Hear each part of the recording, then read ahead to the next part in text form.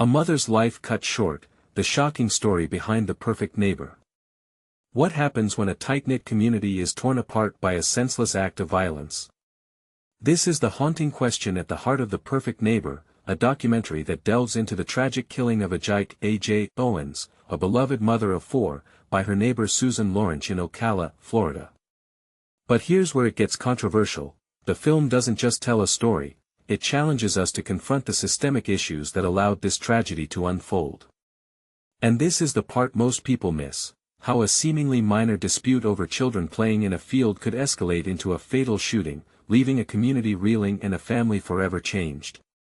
For filmmakers and life partners Geeta Gandbhir and Nikon Kwantu, along with producer Elisa Payne, this project felt almost fated. Long before they collaborated professionally, their paths crossed as parents whose children attended the same preschool. Though they didn't realize it at the time, each brought a unique storytelling prowess to the table. Payne had produced powerful documentaries like the Emmy and NAACP Image Award-nominated Stamp from the beginning. Kwantu boasted 2 decades of experience in multimedia, film, and animation production, and Gandbhir, mentored by industry giants Sam Pollard and Spike Lee, had earned her first Emmy for editing When the Levees Broke, a requiem in 4 acts. United by a passion for shedding light on unseen perspectives, their latest work was born from a devastating tragedy that hit close to home. In June 2023, Kwantu's relative Takema Robinson, a social justice activist, reached out about the killing of Ajike Owens, a family friend and cherished mother. Owens was fatally shot by her neighbor, Susan Lorincz, over a dispute rooted in Lorincz's frustration with children playing near her home. "This crime left my family and me engulfed in grief and confusion," Gandbhir reflects. Ajike's community was built on mutual support and trust, making the unraveling of this bond all the more heartbreaking. The trio soon traveled to Florida, determined to support Owens's family and raise awareness about the killing, especially since Lorincz was not immediately arrested by local law enforcement. "This is one of those films we wish we didn't have to make," Payne admits. The documentary is a gut-wrenching yet masterful exploration of the events leading up to Owens's death. Pamela Diaz, Ajike's mother, praises Gandbhir's storytelling. "Geeta peeled back every layer of our story with precision. It was a masterpiece." Diaz supported the film from its inception, seeing it as a way to honor her daughter's life and turn grief into purpose. "I'm carrying on her spirit," she says. Through the film and the Standing in the Gap Fund, a family-led initiative addressing race-based violence, Diaz hopes to foster greater empathy and prevent similar tragedies. "It's advocating for more compassion in the world, something we desperately need," she adds. The Perfect Neighbor is told almost entirely through police body camera footage, offering an intimate look at a neighborhood that once thrived on unity. The neighbors genuinely cared for one another, Diaz recalls. Family was the cornerstone of the community, making it a unique place to live. Yet, this harmony was shattered by Lorincz, an outlier who frequently called the police on the children playing near her home. Her escalating aggression culminated in the catastrophic shooting of Owens, exposing the poisonous effects of prejudice within the community. The filmmakers gained access to hours of body camera footage and audio recordings through a Freedom of Information Act request, piecing together how a conflict over children playing could lead to such a senseless act.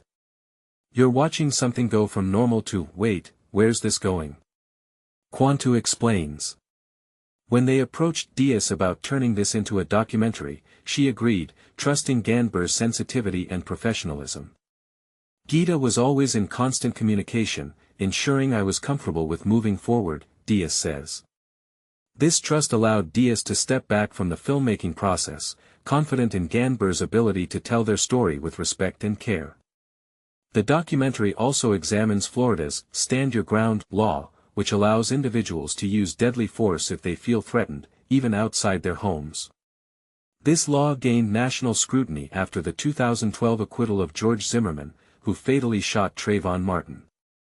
A decade later, Owens's killing reignited debates about these problematic laws, which disproportionately affect Black communities. "Hopefully, through Ajike's legacy, we can fight these harmful policies," Payne says. At its core, The Perfect Neighbor is a tribute to Ajike Owens, a devoted mother whose warmth and spirit are immortalized through family testimony, photos, and everyday scenes. My daughter always said the world would know her name, Diaz shares.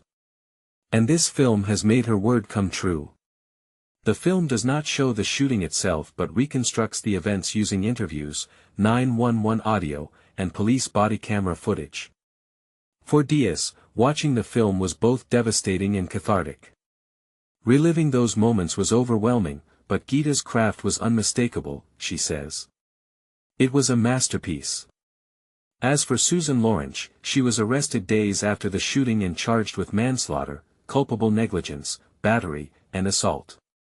In 2024, she was found guilty of manslaughter and sentenced to 25 years in prison.